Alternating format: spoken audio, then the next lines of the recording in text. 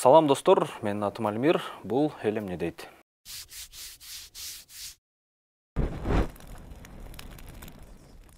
Конституцияга ылайык пенсиянын минималдуу өлчөмү көбөйтүлүшү керек болчу. Башкача айтканда 7000 сомго чейин.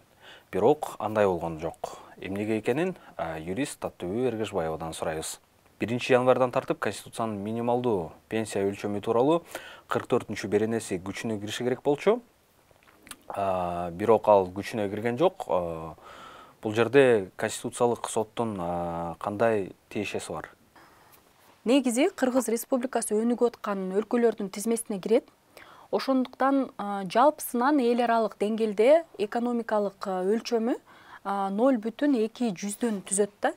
Ошону менен Кыргыз Республикасынын жалпы экономикасы мындай аз эле да дүйнө жүзүнүн өлчөмүндө. Ошондуктан негизи бизде Конституцияда, ар бир Конституцияда, мына Конституция 11 жолу өзгөрүлдү, ошонун ар биринде ушул нормалар сакталган. Ар бир жаранга Кыргыз мамлекет катары ден соолук, мектепке чейинки садиктерге, мектеп окуусуна жана социалдык пособие, пенсияларга мындай жакшы шарттарды түзүп бериш керек. Мисалы, ден соолук менен билим берүү тармагына караганда ар бир жаран базовый болсо дагы, бирок акысыз окууга, ден соолугун чыңоого укуктуу деп жазылып турат да.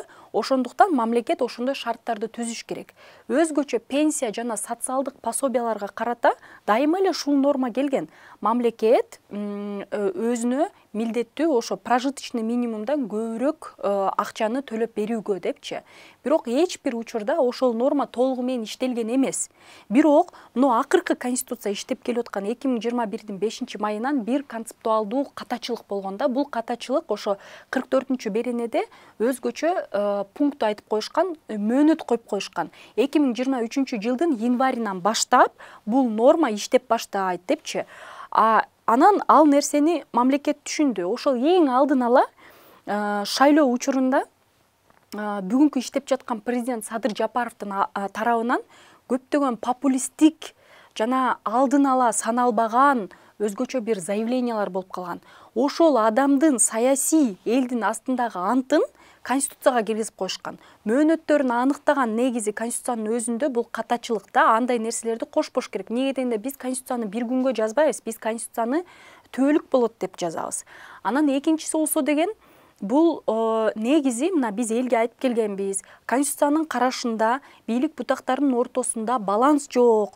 Ошо саясий баланс болгон учурда гана, мисалы, сот системасынын көз карансыздыгы толугу менен каралбаган, ошондуктан бүгүнкү күндө өзгөчө авторитардык режимге алып келе турган тобокелчиликтер бар. Администрация, президент толугу менен бийлик функцияларын өздөрүнө орноштуруп алган депчи. Ошонго карабастан Конституция кабыл алынды. Аны түшүндү, бийлик, администрация, президент аткарылбашын, 2023-дө андай мүмкүнчүлүк жок экенин. Парламенттеги депутаттар ошол демилгени көтөрүштү. Бирок көтөргөнгө жараша Кабмин мындай тез иреттин арасында Конституциялык сотко кайрылышты. Конституциялык сот ушул жылдын 19-апрелинен кандай чечим чыгарды? Мына окуй кетсем, сот мамлекеттик пенсиянын жана социалдык жөлөк пулдарынын өлчөмүн жашоо минимумунан төмөн эмес белгилөө милдеттүү эместигин аныктады. Жана бул жобону максаттуу катары кароо керек деп сунуш берди деп. Мурдата деле ушинтип иштеп келди бул норма. Бирок бүгүнкү күндө эң чоң өзгөчөлүк Конституциялык сотко эмне үчүн чечим кабыл алыш кыйын болду бул нормага. Эмне дегенде мөөнөттү аныктап коюшту. Ошо 2023-жылдын январынан ушундай башталат депчи. Ошондуктан бул менин жеке оюм, эч качан популисттик элге болгон анттарды Конституцияга киргизбей, Конституция бул концептуалдуу түбөлүк документ, бул Кыргыз Республикасынын эгемендүүлүгүн тактоочу документ. Ошондуктан эч качан катуу нормалар жазбаш керек. Бүгүнкү күндө бийлик элдин астында мындай уят болуп калды десек болот да, ушул жаман көрүнүш болуп калды. Парламент Конституциянын бул беренеси аткарылбагандыгы үчүн министрлер кабинетин отставкага кетириш керек деп 2 жолу айткан. Парламенттин дегеле буга укугу барбы? негизи бүтүн Кыргызстан парламенттик фракция тарабынан сунушталган демилге ошо аткарылган өкмөт тарабынан аткарылган отчетту толугу менен кабыл албастан, андан сырткары алардын башкармалыгын, бул кабинет министринин төрагасы менен жана кабинет министрлердин мүчөлөрүн жумуштан кетирели деген сунуштама бул мындай мыйзам негизинде болду. Бирок аны болсо деген парламент четке какты жана отчетту толугу менен кабыл алып, көпчүлүк добушу менен. Андан сырткары эч ким ордун жоготкон жок да. Буну мен мындай түшүндүрүп коеюн, бүгүнкү күндө иштеп жаткан конституцияда парламенттин ыйгарым укуктары ченемдүү.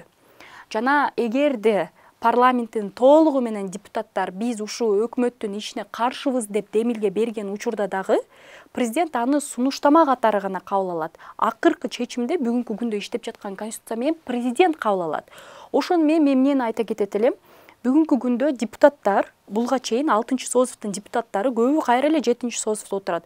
Өздөрү ушундай ыйгарым укуктарды аныктагандагы көп өзүнүн ыйгарым укуктарын президентке өткөрүп берген. Ошондуктан бүгүнкү күндө бир-эки эле фракция ошол маселелерди ойлонуп чыкпаса, калгандарын башы кармаган учурда дагы бул ситуация өзгөрүлбөйт. Эмне дегенде бийлик бутагынын башкармалыгын президент алып барат. Президент ошол финансы каржылоосун дагы бюджетти аныктайт. Бюджеттин отчетун кандай кабыл алганын дагы президент аныктайт. Жана кимди кандай орундан алыш экенин дагы президент аныктайт.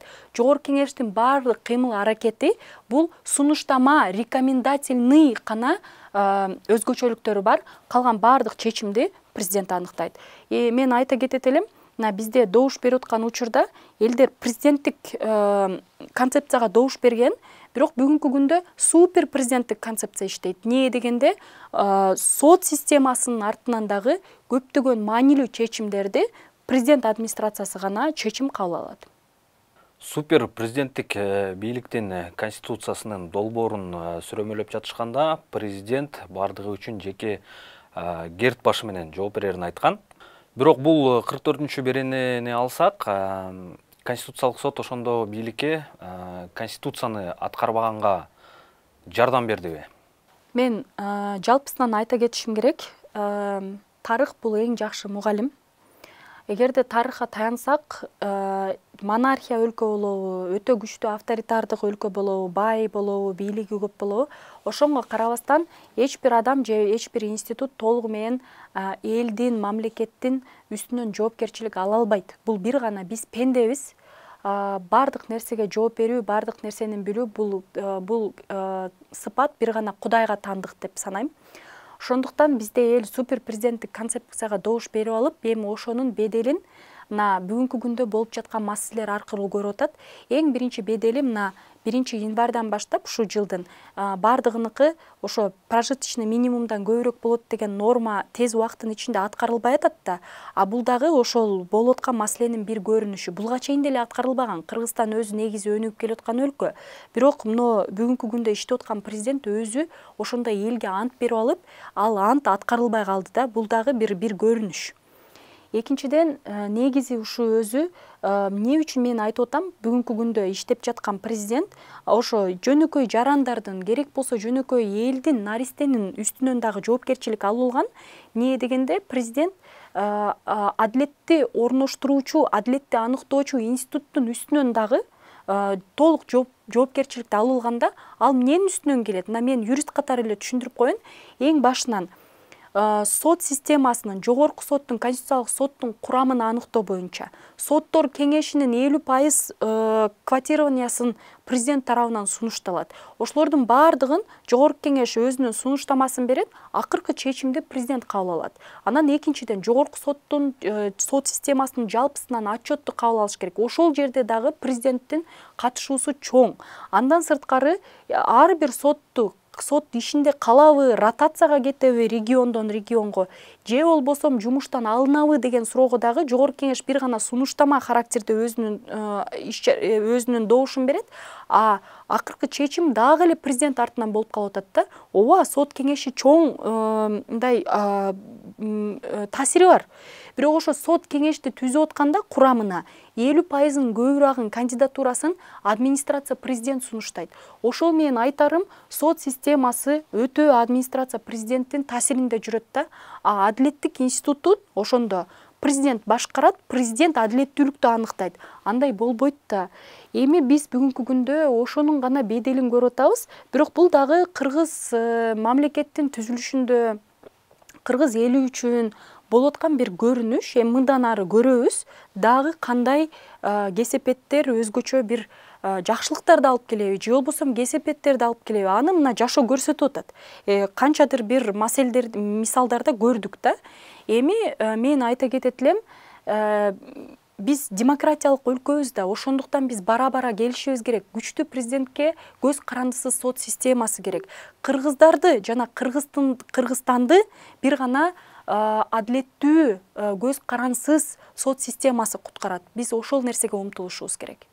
Пенсиялык реформа дагы бар. Ал жерде пенсия алуу укугу өлкөдө туруктуу жашагандарда гана бар деген жери бар да.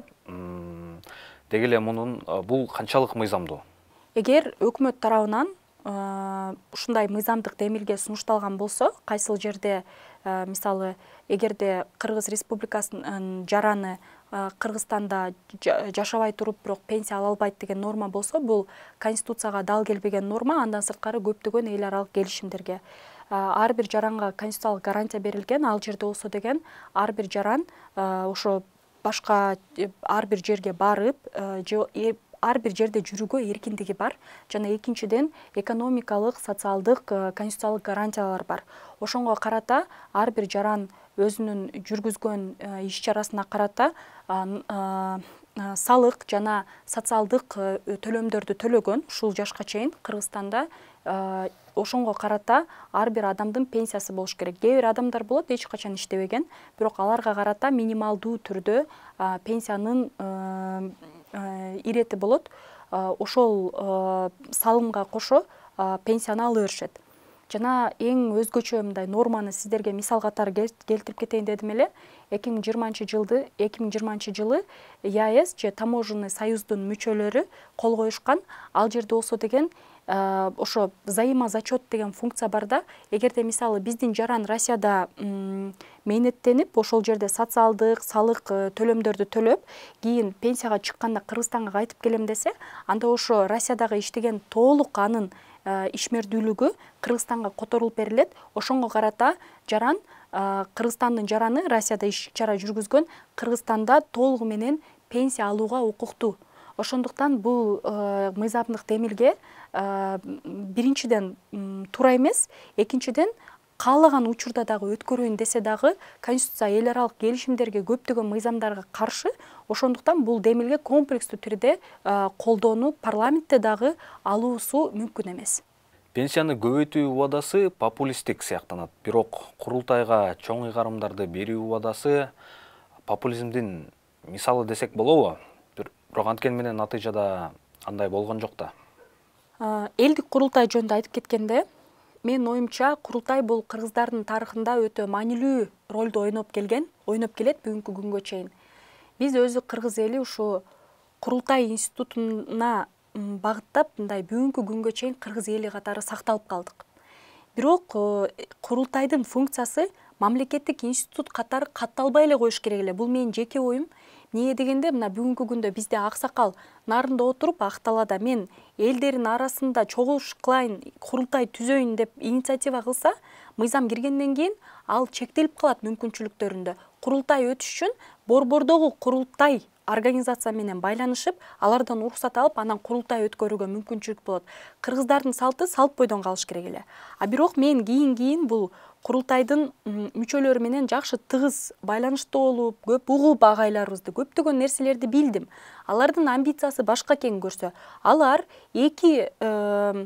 эки палаталык парламент түзөйүн дептир да, алдын ала. Анан мага мындай ой келди да, эмнеге алдын ала парламентти жогорку кеңеш деп эмес, курултай деп ата деп сунуштабады, же болбосо ошол эле учурда жаңы институт курултайды түзбөстөн эле эки палаталык парламент кылайлы деп сунуштабады. Элге ошол убакытта оюна келбедиби, эмне экенин билбейм.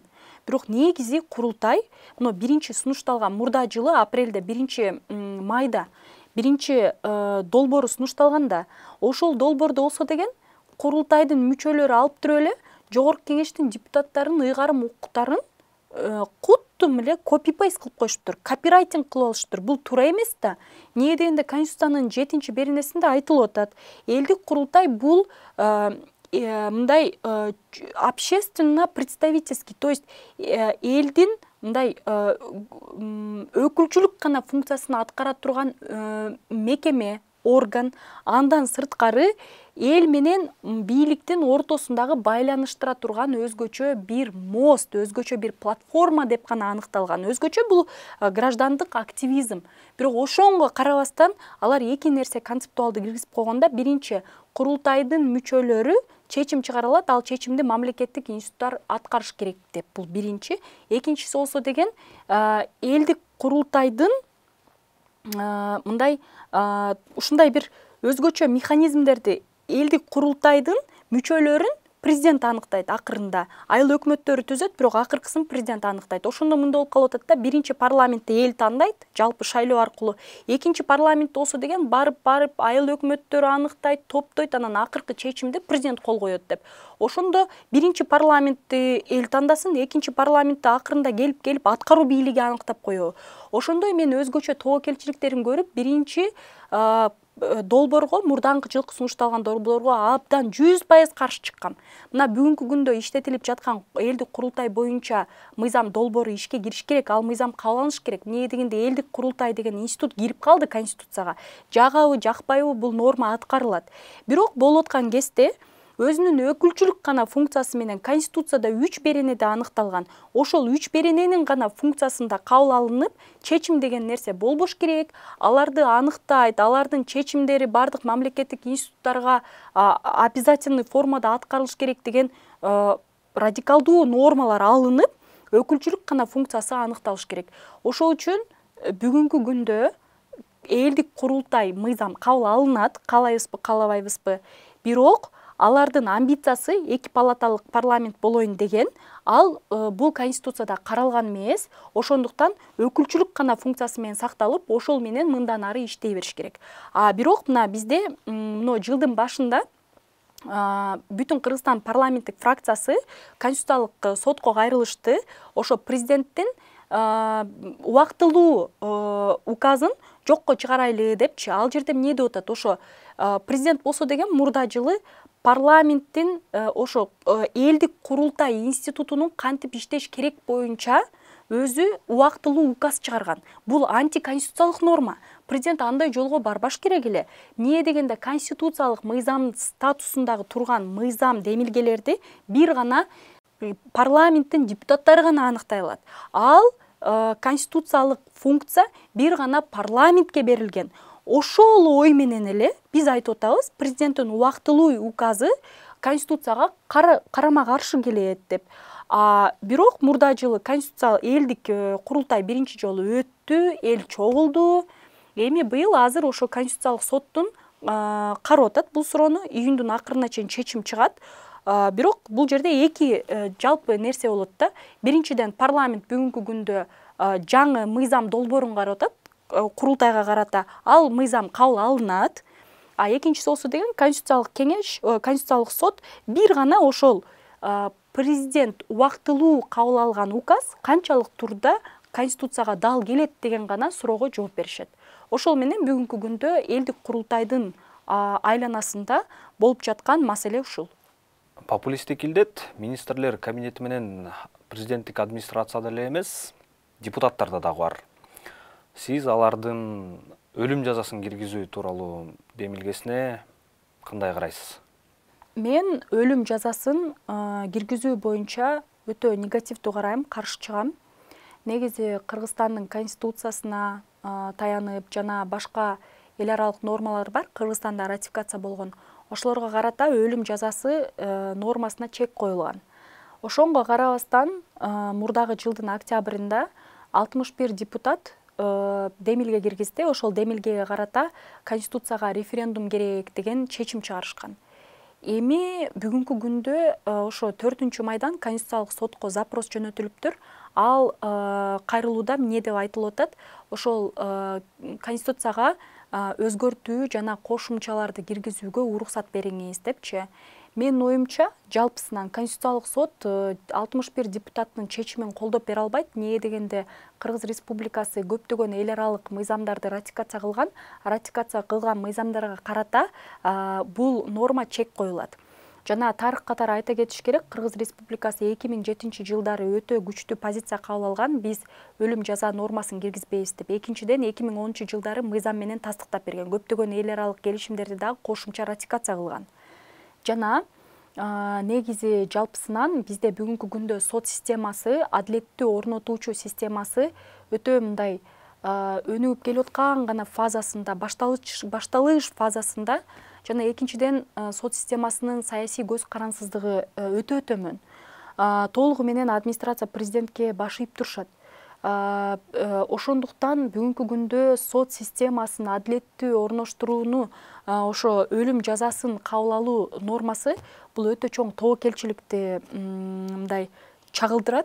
Мен бул норманы өтө эрте жана өтө негативдүү терс мындай жыйынтыктарды алып келет деп ойлойм да. Жана өзгөчө бир 2-3 эл аралык нормаларды мисал катары келтирип кетейин дедим эле. Адам укуктарынын жалпы декларациясында айтылып жатат, ар бир адам жашоого, эркиндикке жана жеке коопсуздукка укуктуу деп. Экинчиден, жарандык жана саясий укуктар боюнча эл аралык пакт айтылып кетип атат бул боюнча. Үчүнчүдөн, адам укуктарын жана негизги эркиндиктерди коргоо боюнча Европа конвенциясында дагы айтылып кетип атат. Ошондуктан биз мыйзамдуу өлкө болгонду үйрөнүшүбүз керек.